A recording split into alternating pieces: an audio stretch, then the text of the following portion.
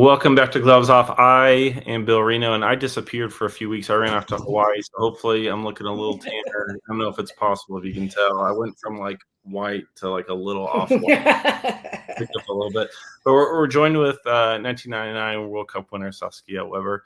And Saskia, we are in kind of the fun merry-go-round rosters, because I feel like we run into this every year where the season ends and one player's here and then the next moment they're over there, but because that's happened, that's dominoed this, and then now this, right. this. And so I think the big thing on everyone's mind is Kansas City.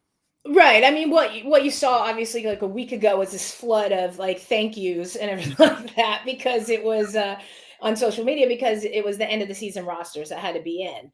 And so, I think you saw some surprises with Angel City. Didi Harachich is now gone. But now, just today, I mean, yesterday you saw Eddie French is gone from Kansas City, which, we're not that surprised about. But I think the biggest surprise for me today was Schultz. So Schultz is gone from Kansas City as well. So my mind is, does she want to go home? She's got the kids and everything like that. She came in, in all intents and purposes, saved Kansas City, because I've talked about it a lot when I was broadcasting, that Kansas City was in a place where they were just like, let me score more goals than you score against us in the beginning of the season, yeah. which you can't survive on. And I thought Schultz did make a difference when she came in and obviously stopped the bleeding in a sense. And listen, it's nothing on Eddie French. It has to do with defense and everything like that, But I think, and then they brought Laura Ivory in. So a lot happened in the past 24 hours at Kansas City, which is interesting. And other goalkeepers around the league. I mean, if you look, San Diego, is down to one goalkeeper. Obviously, I think rumor has it, like I don't know if I could spill who I think is going in. I think I'll keep zipped on that because I'm not 100% sure. And I think you're going to see, some young, like, I'll keep this under my hat. We were talking about this before we went live. There's some opportunities on different NWSL teams right now for these young college players, like All-Americans and stuff like that are being, they're being reached out to. And who do we develop? And we're seeing a changeover in the goalkeeper position, I think more so than we've seen in a long time. But again, that goes back to, in my opinion, you got to move on if you're not playing. And if you're sitting on the bench for so long, and I bring up Fallon Tullis-Joyce with that. You look at her. She was up in Seattle. She wasn't playing that much. She said, I'm going to get on a plane. I'm going to go to Manchester United. She sat behind Earps for a year, and now she starts for Manchester United, and now she's into the U.S. national team pool. So sometimes your best decision is to get out of town.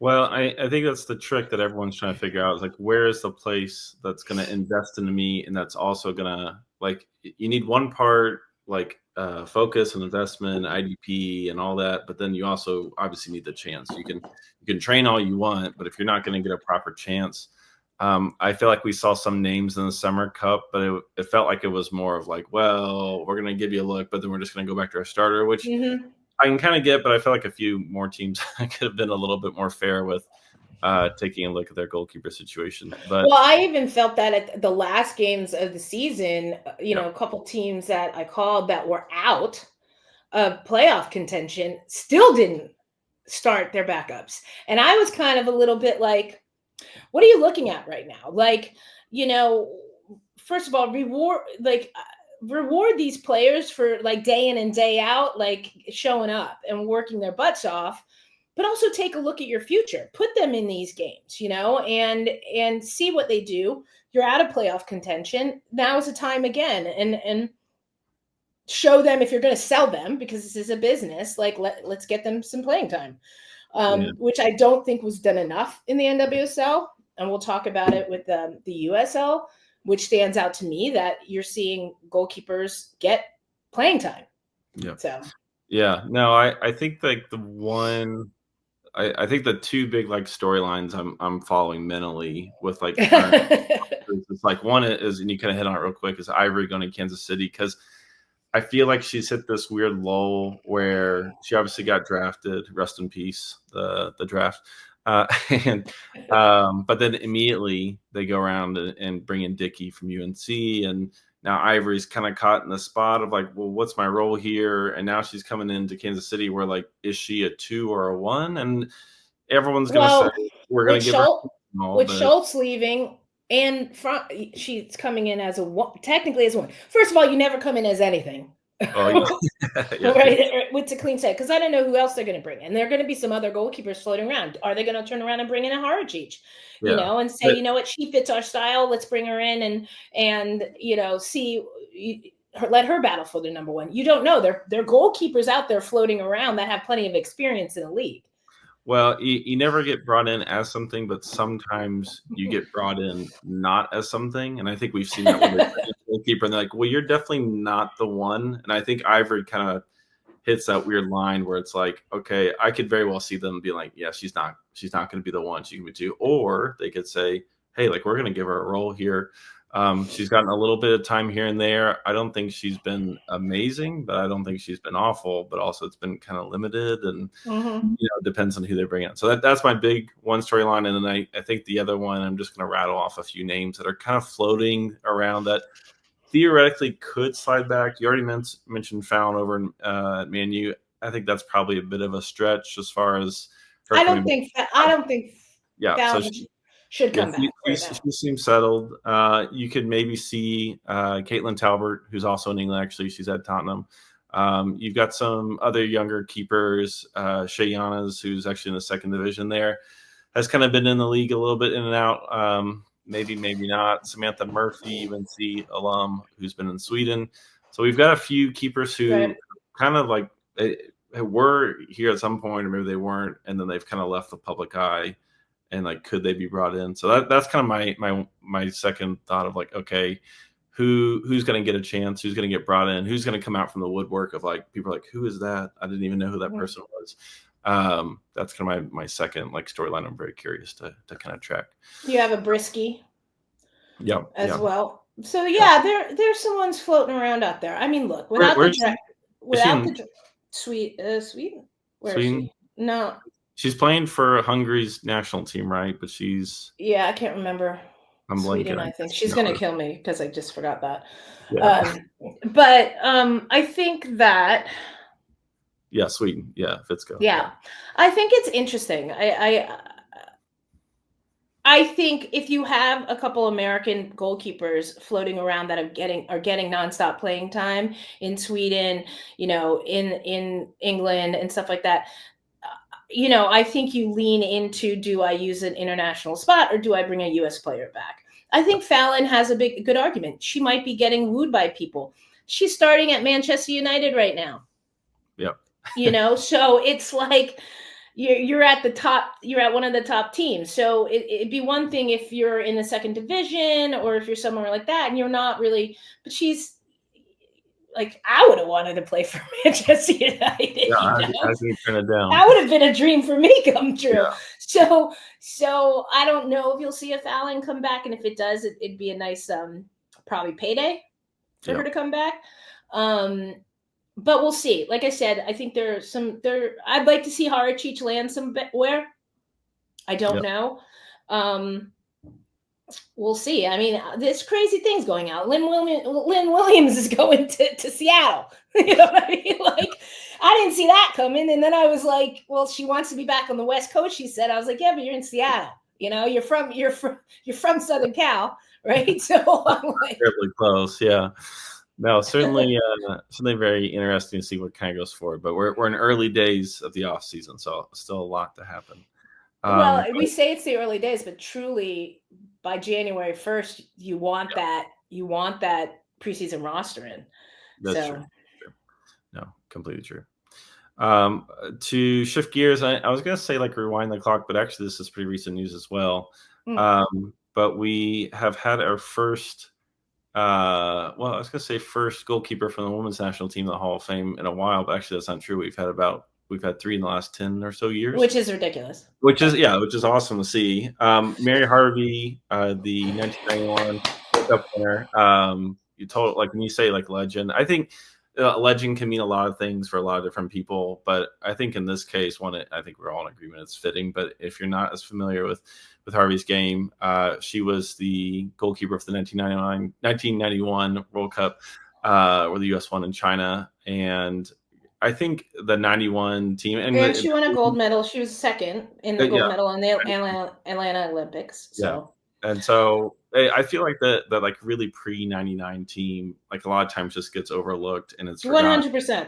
And the being the first of something, especially in women's soccer, is like really mind blowing to me, because when you look at like where the landscape was, and you can definitely speak a ton on this, Sauce, but you look where the landscape was, like Harvey's journey in a large sense is just almost exclusively driven by passion when it came to the sport of like, hey, I love doing this. There wasn't a massive payday, obviously, where the national team was at the time, but also the pro game as well. She kept playing.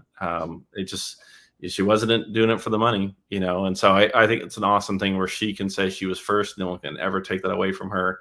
And then she also sets the standard going forward. So you've crossed over a little bit with her. So you tell us a bit about Harvey's, like I think we've read the bios and all, but give us a little bit of color and detail here of kind of your. Well, first of all, congrats, Harv, and it's ridiculously overdue. It's kind of grossly overdue, and it goes back to just my personal feelings about the Hall of Fame. Like, and Nick Rimondo's going in at the same time, and hats off to Nick Rimondo, but are you kidding me right now? Like, are you kidding me?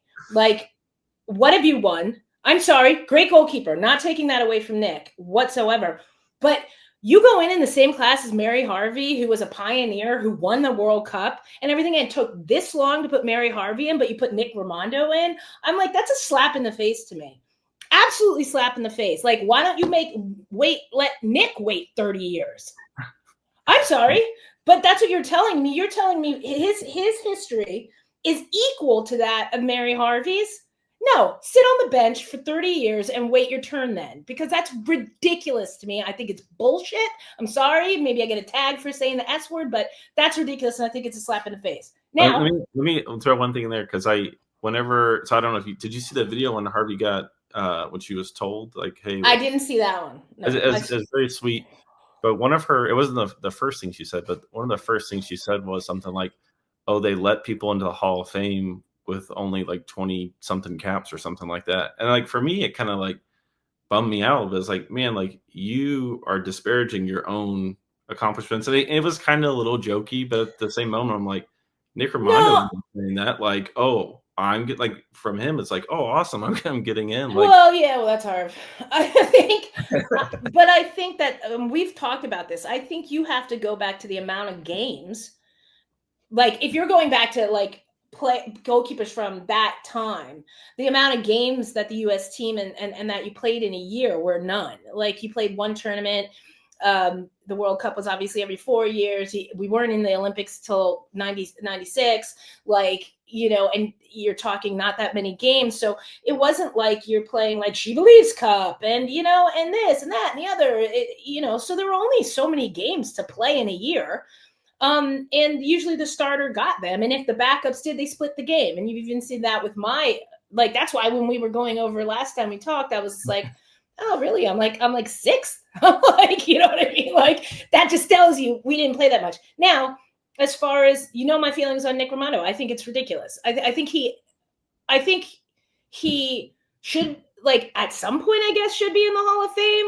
But I think to put him in the same class as Mary Harvey is a slap in the face to women's goalkeeping. And I think it's ridiculous. And it's ridiculous it took them this long to put Harvey in the Hall of Fame. And not to take anything away from her, but it did feel like, because of all the off-field stuff she's done, which is awesome. There's a lot of exactly, like, yes. Yeah, the Hall of Fame had a really nice write-up, which was super insightful for me, of like all the twists and turns in her career and the details. That it was awesome to read. Highly recommend it. But do you have to do off-field stuff to get into the Hall of Fame as a woman?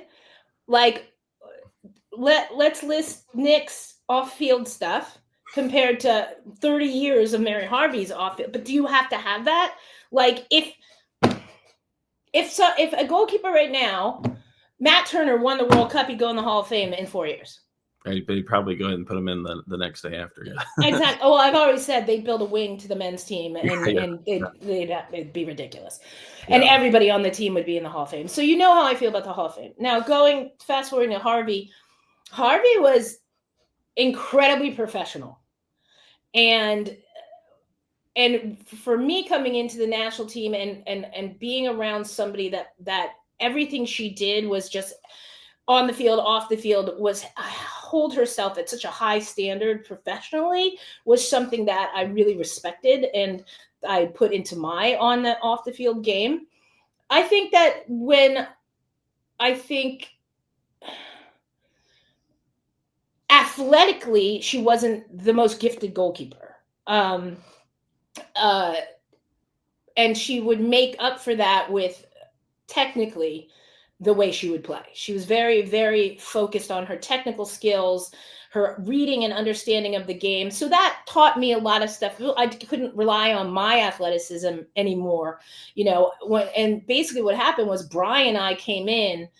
And so Brian and I were very different goalkeepers than Harv was. And I think that I think, in the middle of Bry, like ridiculously athletic.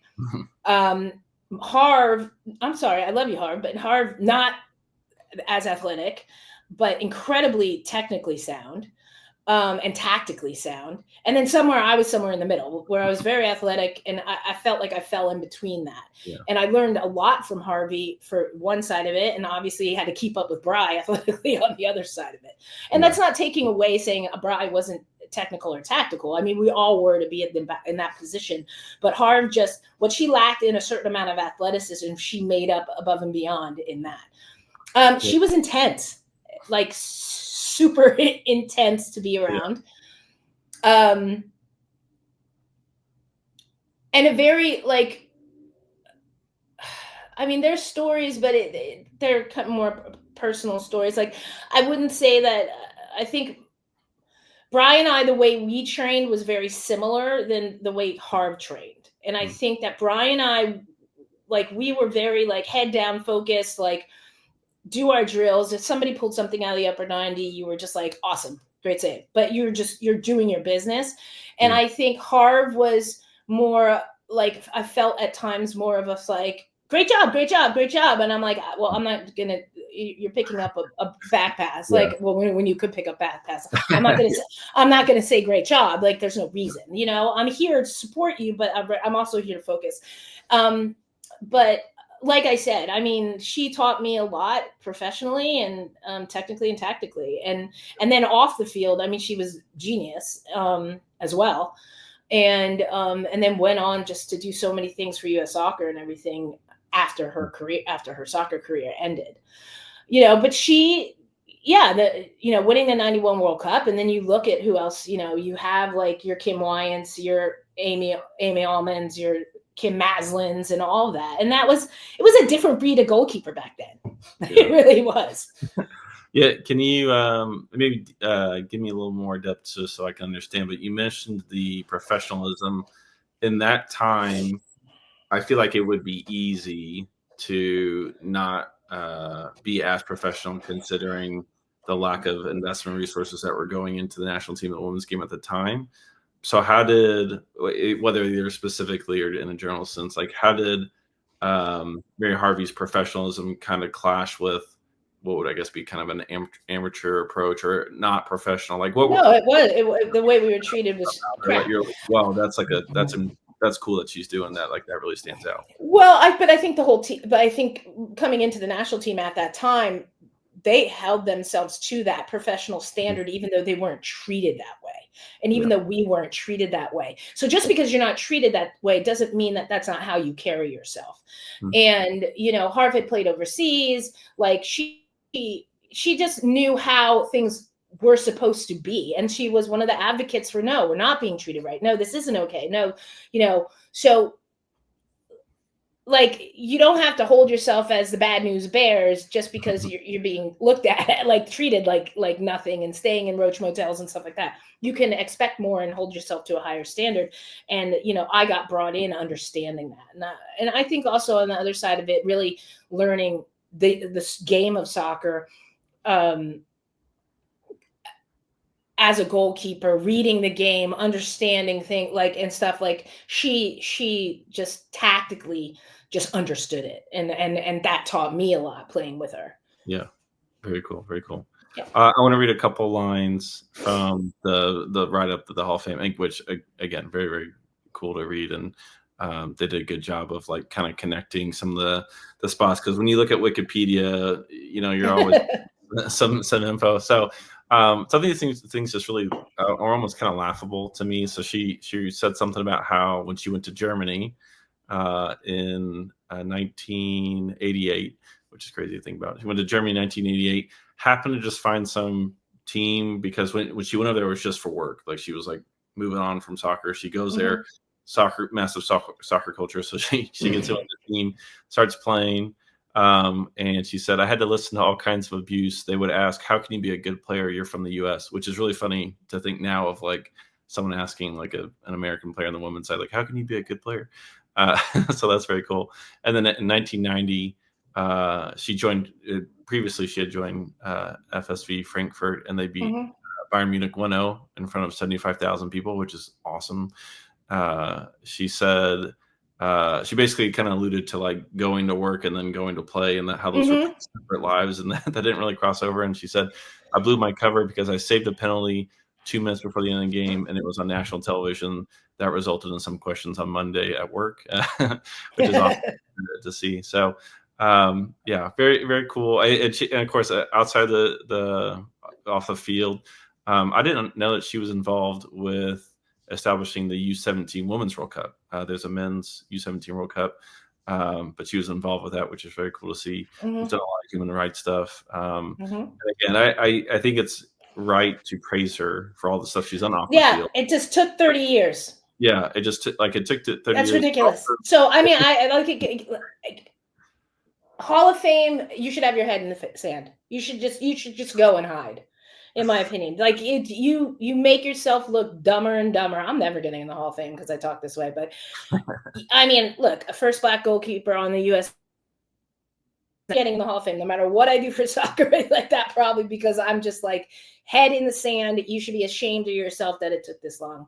And that goes for a lot of other players out there. I'm sorry. Well, maybe 30 more years of off field. Yeah. So, well, at the end of the day, we're quick to celebrate Mary Harvey because it's congrats, Harv. Pioneer, one of the early ones, which is awesome. And I don't have a great transition because this almost feels like a complete departure of kind of everything we've talked about. But I've been wanting to kind of dive into the 2007 World Cup debacle. And so I had planned all this. Like I had finished reading Scurry's biography. I went and watched the Untold Hope Solo hour-long episode. I think it's on Netflix.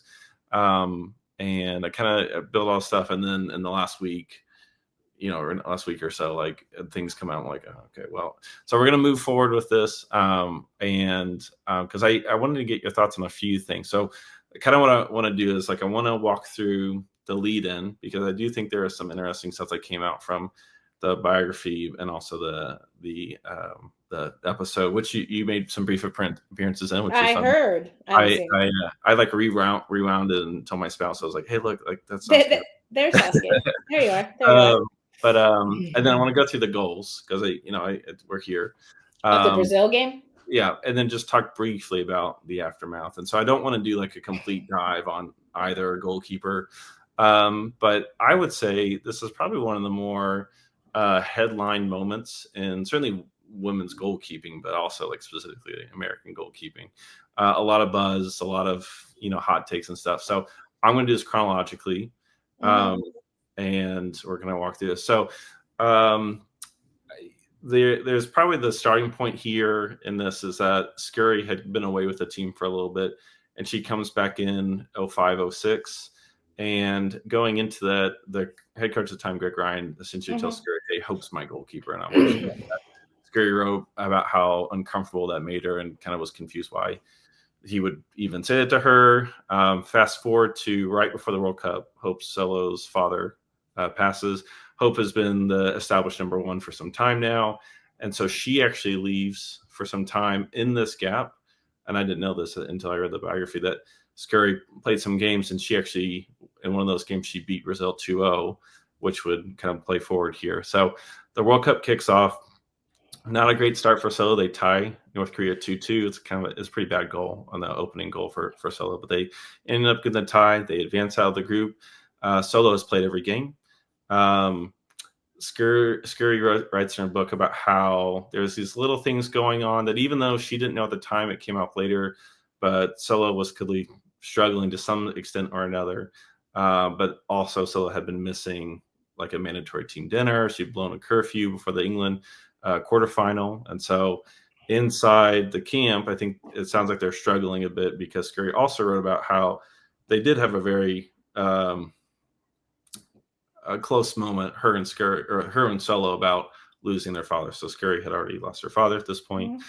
And so you have this kind of lead up of like, there is some tension before this point, but I think it's more life as opposed to animosity is kind of how I've heard both of their stories at this point.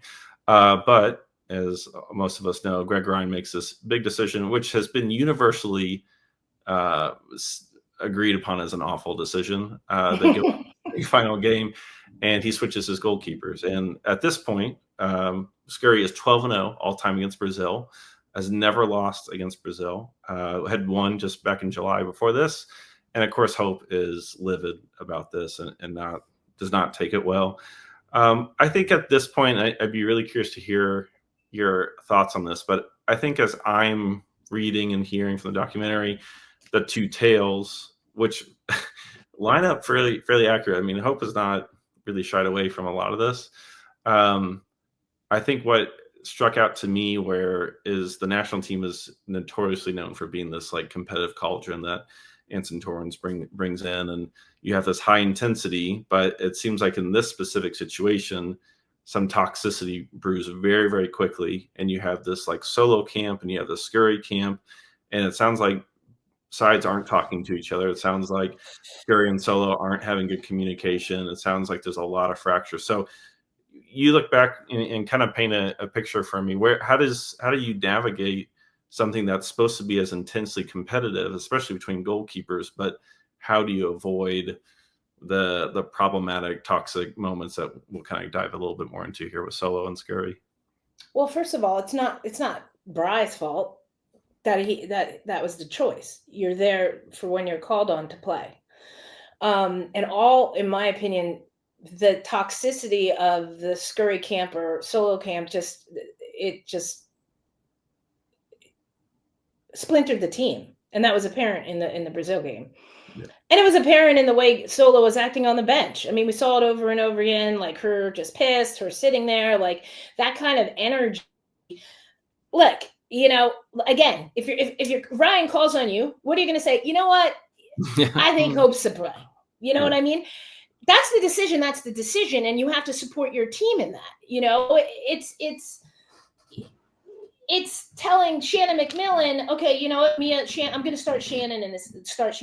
What is Mia going to do? Just sit there pissed off? Or is she going to say, when I get my time, I'm going to go and I make a difference. I'm going to carry the water, which is it's we before me, you know, and that was lost. And we don't know totally what was going on behind scenes. Look, you're missing. Why are you missing curfew? Well, I don't know why you're missing curfew, but I know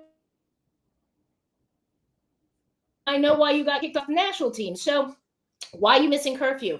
And if that has something to do with your father and stuff like that, then that was discussed. I'm sure that was discussed behind closed doors. Why are you missing meetings? Like, what is going on? And I don't know. I can't speak to that, whether it was like, I'm going to punish Hope. Like, it's a hard line. Like, you're saying, okay, because she's the starter and because she's played, regardless of what you do, go be a knucklehead and do all this stuff, I'm still going to play you. So what kind of precedence does that stand as well? If that had nothing to do with it, and it was just, look, Bry has a really good record against Brazil, and I feel right now comfortable playing Bry against Brazil. That's my choice as a coach. Well, your decision as a teammate is to support your team. Is to support Bry, is to cheer her on, is to bring a positive environment, and it's not about you. You know what I mean? Now, was it the wrong decision? you know, and I know Hope afterwards was like, I would have made those saves. All right, well, First of all, don't go too pause there. okay, okay, We're gonna, right. but we'll get to it. You're on a good run there. I do think I do think it was a bit like, again, trying to stay in that order here. Like, you've got a bit of a perfect storm brewing, because I've not read one thing in defense of Greg Ryan for this decision. Like, everyone has been like, everything you just said I think has been mostly pretty agreeable by all camps. Well, wait. If you take everything else out of the scenario, okay? If you take missing curfew, if that had nothing to do with it, Just like, all right? just keepers, yeah. If it's just playing in the World Cup, then no. I think Solo should have played. I don't think you should have made the change. And regardless of Bryce's track record against Brazil, you know, that game, you don't know who did play in that game, who didn't play in that game. Was that Brazil full strength? Like, what were the situations? It's not the same as a World Cup. If Hope is playing fine, if she's rolling, if everything's great, why change your keeper? Like, don't mess with it if it's not broken. So no, I don't agree with the change. If everything was copacetic and going fine, but again, if things were amiss behind the scenes, and if things were going a little, if that played into your decision, then that played into your decision. Well, and I think this is one of the things that has been tough. Like I said, there's been mostly agreement from both sides, which has been very interesting. But of the few things that there have been disagreement about, from Solo, she said, and I have to double check, but she said for sure players went to Ryan to basically push for Scurry to play. And the way Scurry phrased it was more of like, hey, players want me to get some minutes, so I'll be ready. And I think that was a bit of the tension there, where clearly there's some, again, you've got these two camps here. And I think this is something that I don't want to do a review on the documentary, but it was very funny how they pointed out how many players dodged the request to speak on it. You do have Michelle Akers, which love Michelle Akers, loving her talk, but you have a lot of people who were there that have been very quiet since about the whole thing, which, like, yeah, it was nice to read about Scurry writing about it and just being honest about it. Something she said, which this will lead into the game well here. But first of all, that doesn't make any sense to me to say, look, I love Bri, and I don't think that makes any sense to me to say, people want me to play, so I get minutes, so I'm ready. I'm sorry, did I go up to Tony and say that during the 99 World Cup? Like, hey, by the way, we're playing Germany, and the team wants me to get minutes, so I'm ready. If I'm not ready at the World Cup to step in as the number 2 goalkeeper, that's not your position. And as a coach, I'd be like, well, guys, you're not getting ready here. You should be ready there. So I don't agree with that at all. And that, I'm sure Bri wouldn't have been happy if she found out I was like banging on coach's door during 91 saying, everybody wants me to get some time in, so I'm ready. Guess what I did? I flew to Mexico City and played for the U20s right before the 99 World Cup. So I had games in, so I was ready in case I was called upon during the 99 World Cup. I didn't ask during the 99 World Cup. Like, if you're not ready, by then you're not getting ready. Yeah. So, well, I'm sorry. I think if I'm gonna, just based off Scurry's own writing, and again, I'm trying to stay. I don't want to do like a book review, but I'm also, it's gloves off, right? Yeah. But I think the confusion I got a little bit was, on one hand, Bri has been put in a situation where she's not asking her teammates to go do that. So, like, I can kind of understand, and like you said about the coach calls your name, what are you going to do? You're going to say no? Like, so she's kind of put in a tough spot. But on the same token, it seems like her communication track or communication pathways with not only Solo, but just the team as a whole feel very, very fractured. And I think part of that is also a product of Greg Ryan as well, because even in Scurry's book, there's a number of quotes in there from even other players about how the locker room was kind of lost at halftime in the game. And so, again, this perfect storm. But I think that's the one thing I look back, and I would love to hear from both sides of, like, hey, did y'all talk? what were, and maybe they tried to, and they didn't. Neither gave the sense that, like, well, I tried to talk to them and they shut me down. There was none of that from either side. It sounds like you've got two very confident and two very different people who are coming at this from two totally different ways, and things happen to kind of build up and explode. But it seems like communication was not, readily available. No, it seems like, I think at the time for me, and for watching it from afar, watching it go down, and I think talking to other teammates, 99ers of mine at that time, was where was the leadership in all of this? Yep. And I remember at that time going, like, and we'll get to it, but there's no way that we would ever publicly have come out, no matter how you feel, and say anything about a player. And if there was a problem, Foudy would have handled it, and Carla, and we would have all sat down, and Michelle and everybody, and we would have talked and we would have figured this out. And the fact that splinter and that disjointedness was alive in that team goes from the top down and from your leaders down and everything like that. It should have never been that should have never been there. And I can't imagine a team. I never was around something like that with the 99ers, even 95, 96. Like, I've never been around a team splintered and disjointed like that they're two camps. You know what I mean? Like that's a foreign concept to me, especially with the U.S. national team. I was going to say, especially for that team. Yeah. I think this would be the perfect scenario for people to be like, look, I mean, that was 15 plus years ago. Like, let's just put things straight. Let's just put it to bed here with actual information, because all we have right now is Scurry's book, what Solo has said, but then everyone else has really dodged the issue, where it's just everybody's moved on and nobody wants to talk about it. I'd love to hear what Lil has to say. She was a captain. I'd love to see what Christy Rampone has to say. Like, they were the leaders, in the dressing room. Like, what do you mean it was splintered? Do I care? I don't. Do you know what I mean?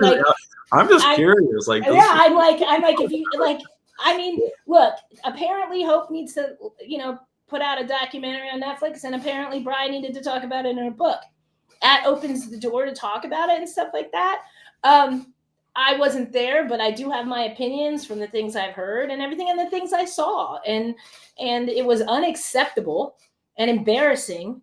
All right, well, hold there. All right, yeah. So we're gonna get there. All right, so let's go through the goals real quick. Okay. I have looked for quality video. The video I'm gonna play is from Fox, and it's good quality. The camera work isn't the best, but also for whatever reason they put the goals out of order. So this is the goals here. So they did a little thing before I forget which World Cup this is, but they did a top 50 moments. It was kind of a cool little thing.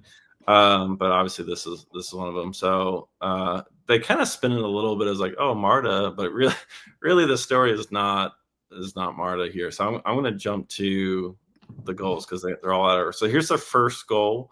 The U.S. goes down 2-0 at half with a red card, so they're down a person.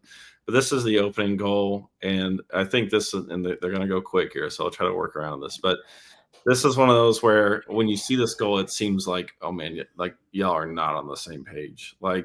It's communication. That ball should have just Bryce should have just been able to eat this up, and it's just communication. And this goes to, is there a disconnect because you haven't been playing together?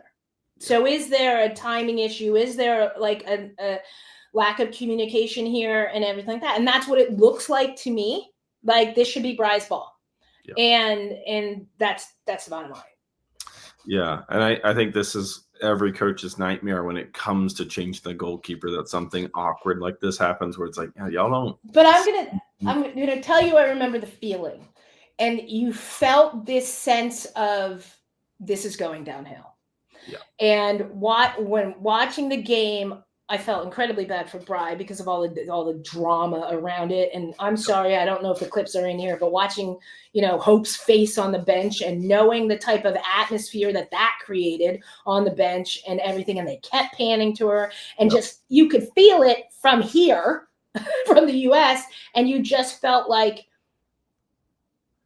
it was just this isn't going to go well, because you could feel the energy from the team going, it was almost just the two splintered groups, like, see, I told you so type of thing, instead of, okay, guys, we got to squash everything and we got to win this game. You know, let's all come together. So go ahead. I told you so later, but yeah, right now.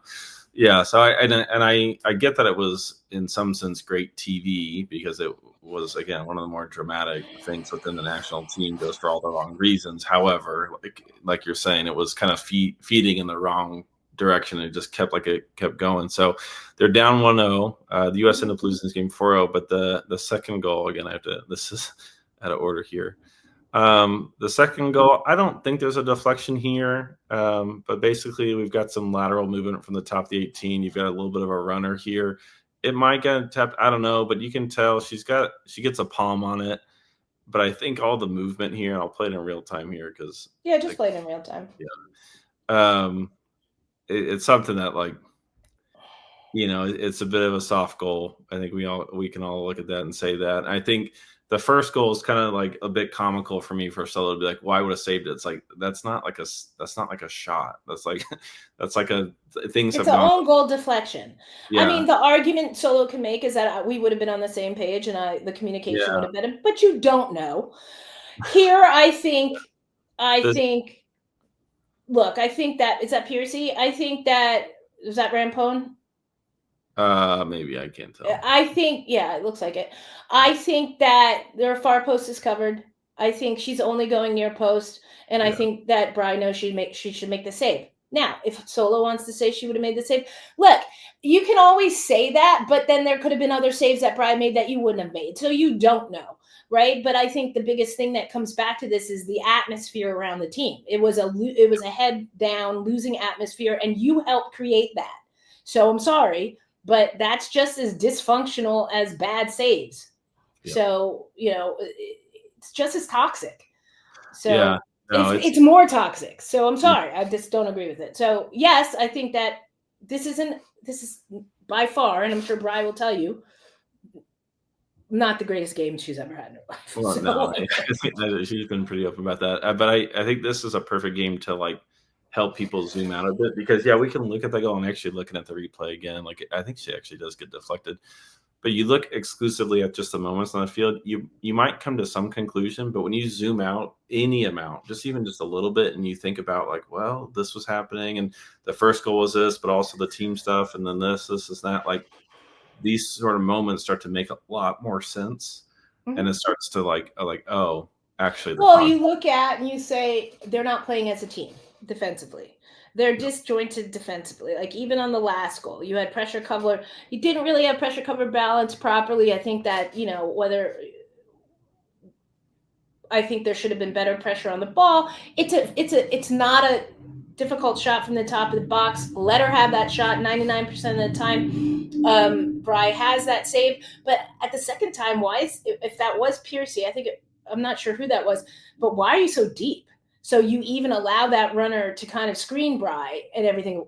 Why is that run so deep in the box? So we can pick apart the defense here as well, but I think that comes down to the team just not being together, playing. So just let them play, else we're going to be here for hours. This is, I think, in today's game, I think Bri's in no man's land in this. I think she comes out, she has to set. Okay, this goes back to old school. Don't keep coming, because you're going to get the ball passed by you as well. She comes out, she makes herself big, but your distance from the player is so much right now that the goal is too big behind you, and she just tucks it in away. Bri's got to close space faster, so she's at about 3 yards closer to the player. She's too far here, right? So her timing coming off her line on this is way too slow. And everything. Again, disjointed. Where's the defense? Yeah. Where's the organization? So I'd have to go through the full game, which is actually on YouTube. But that's a very odd setup here. Why is she there with the ball? Why? What has happened here? So absolutely, I think the fourth goal, it's probably maybe not only the goal of century minute goal ever. I don't know. This is a wild goal to see from Marta. Who else? But she embarrasses our entire team here. And again, it's just kind of a mess. It kind of goes through Scurry a bit, but also it's 3-0. They're down a person. The game's kind of winding down. everybody's getting beat here. Everyone's gonna roll. I mean, like from an objective standpoint, that's an awesome goal. I think it is, but you've got no cover and balance on Marta. She does the flick one. It's a gorgeous goal by Marta, but she just destroyed our defense. And then Bry, heels back. Wait's not forward. She's on her heels. She gets beat. The ball goes under her. So it's just. I'm sure nobody wants to talk about because everybody wants to forget it.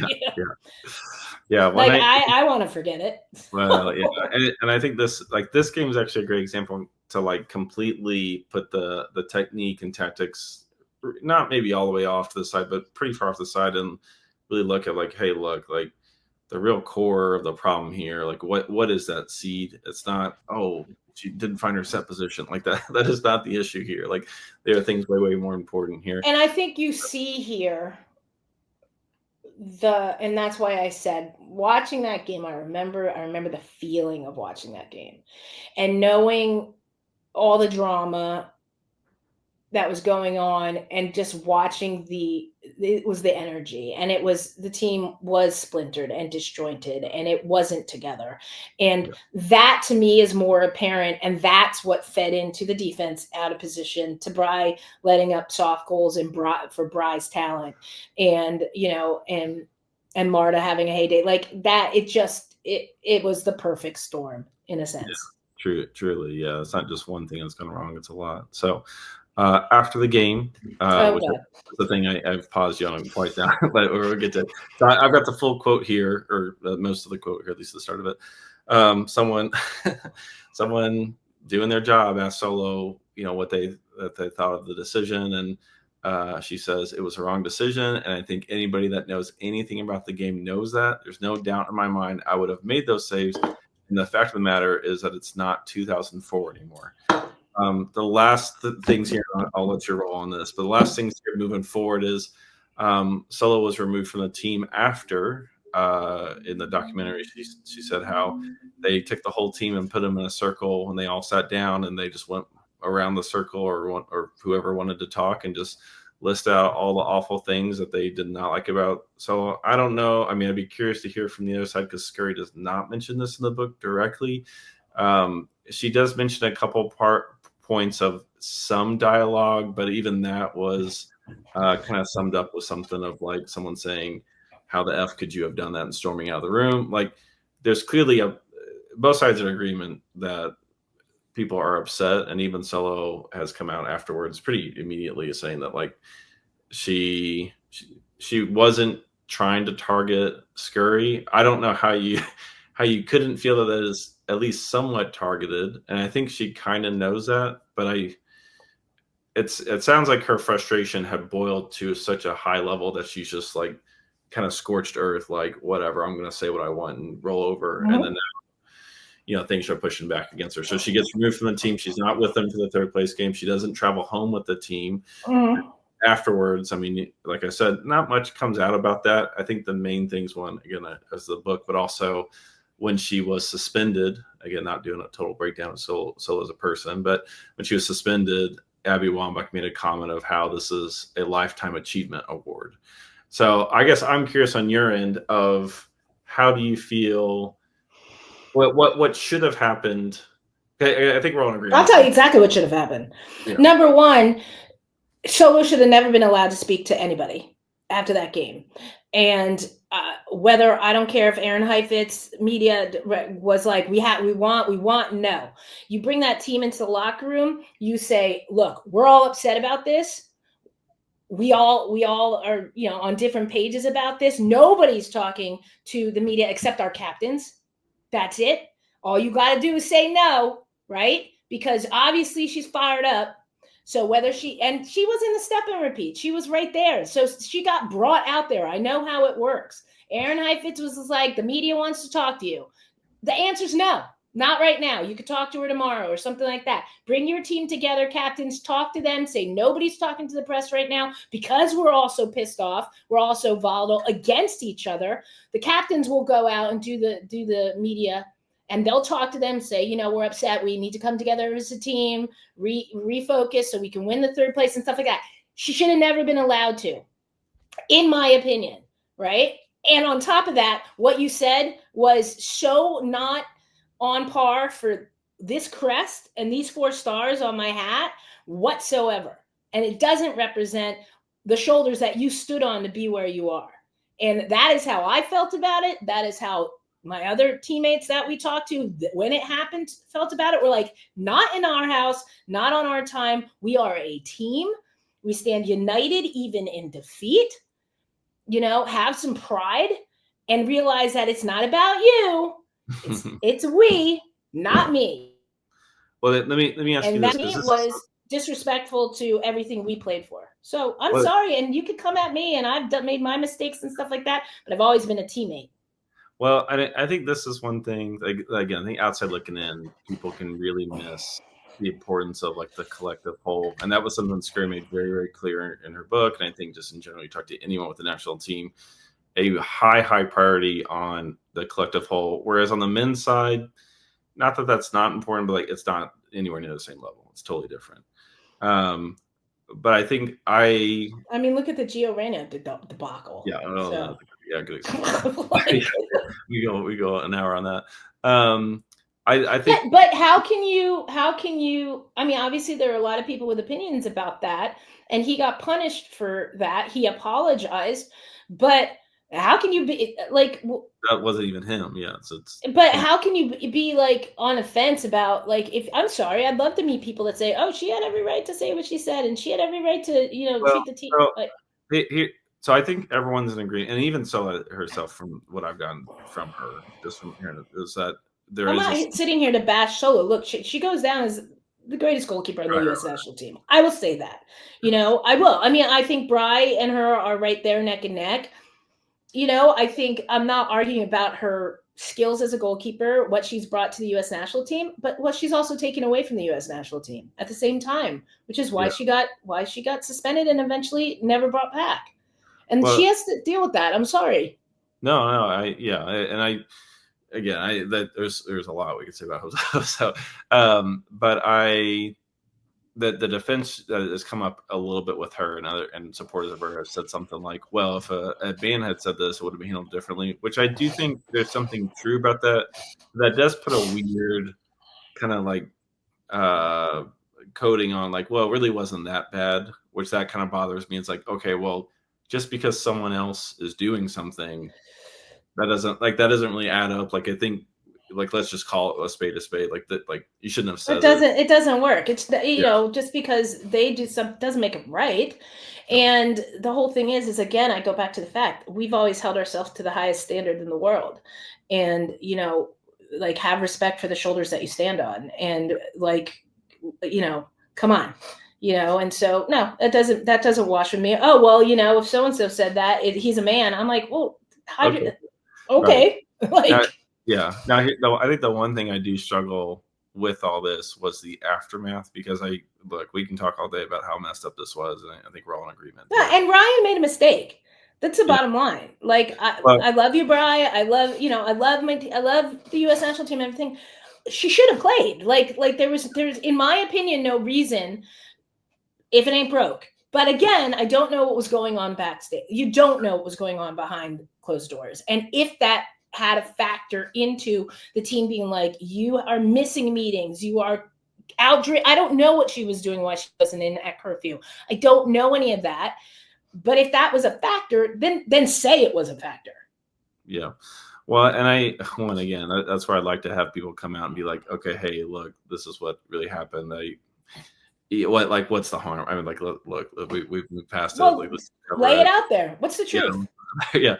But I think I struggle with, you've got someone who clearly is important to the team from an on-field success standpoint, and it seems like the aftermath did not help as far as bringing her back to the fold. Now, like, is there punishment that should be laid out? Absolutely. Is there things that you should handle? But it seems Yeah, like, but Hope's suspensions, and she's got to own this too. Listen, well, no, it's not even the suspension. I'm just talking about like the World Cup run. Like, that seems like removing her from the team, the hotel, her travel. Like, you've just thrown someone so far away, where it's well, like, that's that. I think again, we're going off what we know. Okay. And If you just go off what we know, then I think that's excessive.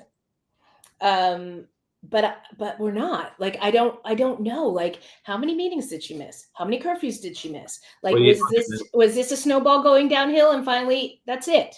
You know, you're not a team player. We'll go hypothetical here, and we'll kind of wrap up on this. But you tell me, say hypothetical, we've got random player, whatever their name is, and they're not really buying in. And you've got this competitive cauldron, you've got this high performing team, and they're not buying in, but they're also very talented. What, like, barring extreme scenarios like murder or something, like, you think there's this kind of constantly, what is the pathway, or what needs to be happening to kind of bridge that gap? I mean, I'm sure you've seen something like that. Like, how do you bridge that gap into someone who's talented, but is maybe only bought in 85%? Well, I mean, I think the opportunities were there. And I think that even if we go past this World Cup, again, I don't know behind the scenes, so I don't know. I'm sure there was more involved. I think there was more involved to the reason she got sent home without the team, and that she wasn't a part of the third place game. I think it's more than just the comments. That is my hypothetical. That is my guess. And if that's the case, then yeah, you're not dressing. Do I think you send her home separately? No. I think you don't dress.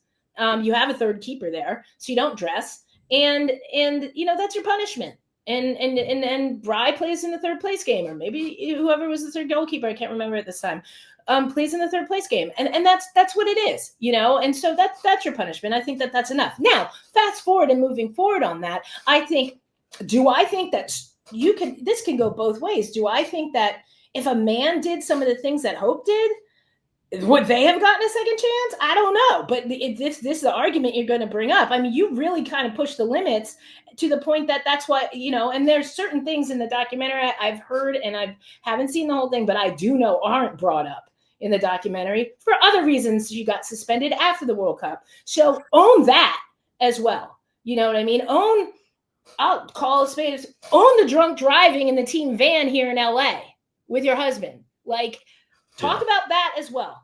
Don't put everything on the world against this. You got to own your mistakes. I own my mistakes when I was playing and stuff like that. And then on the field and off the field, you got to own it. If you're gonna make a documentary, tell the truth.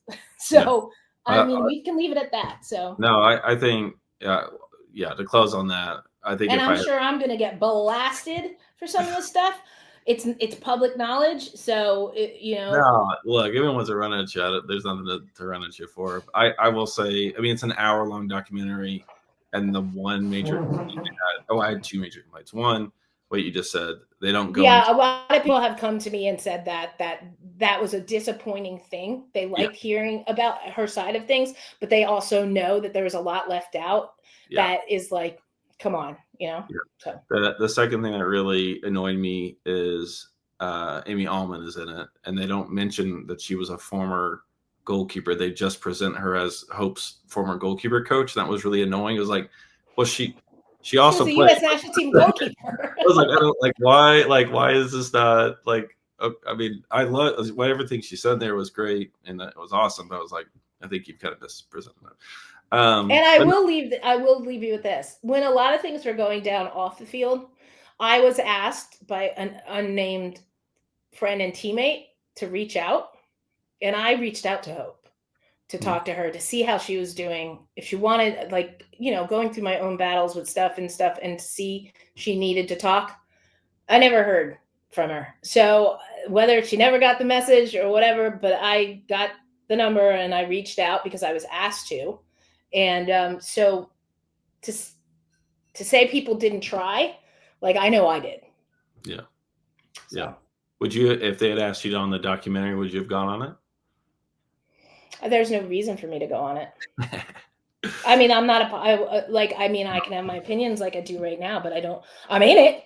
Yeah. But honestly, my answer would be why? I mean, I reached out, I was never called back, and I don't know what happened behind the scenes. Yeah. So I'm telling you this from all I know, from what you know and stuff like that. So, and what I've talked about with my other teammates that maybe have a little more insight, but It was a little odd hearing Akers on it because I love hearing Akers talk. I love just how she views the world, but a lot of it was kind of like, well, I kind of knew her, like she wasn't there for, like she's, but anyways, well, no, like that is it's something that I've been wanting to talk about for a while and just finding the right platform and the right moment. So I apologize to Mary Harvey again for tagging on here. Yeah, right.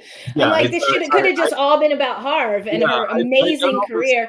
And listen, Nick Raimondo, I've been a fan of yours forever and stuff like that. I just think if Harv had to wait 30 years, maybe you should have to wait 30 years too. So that's all. Hard to argue that. No. I put all this work together, and then Harvey gets in the Hall of Fame. I'm like, okay, goodness, all right. So, no, all pauses for her and for obviously Romano did a lot as well. I bet it's hard to argue that the 30-year wait, if Harvey has to do it, then that's fair. But that's it for that's it for Gloves Off. A good run, a lot of stuff covered here. Next week I'm looking for Super League. They're on their break right now, so we're gonna dive into that. But yeah, Saskia, where can people find you? All social media, Saskia _ Webber. Hit me up. Very good, very good. And I'm Bill Reno. Again, all social media minus TikTok. I don't touch that. Me either. I'm not a TikToker. So. Yeah, you say that. All right. Well, thank y'all. We'll see y'all next week. Bye, guys.